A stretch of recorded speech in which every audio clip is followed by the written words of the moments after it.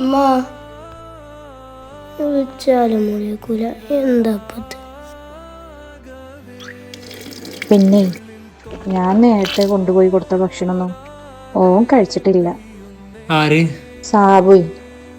ഓൻ അവിടെ ഇങ്ങനെ സങ്കടപ്പെട്ടിട്ടിരിക്കുന്നുണ്ട്. ഒക്കെ കണ്ടപ്പോ വല്ലാത്തൊരു വിഷമായി. സാബുട്ടാ, ആ, ആരെ ഈ വിളിക്കണു? ഞാൻ എൻ്റെ അമ്മാനെ വിളിച്ചതാ. ഉമ്മച്ചിനെ എന്നെ വിളിച്ചിട്ട് കാര്യമുണ്ടോ?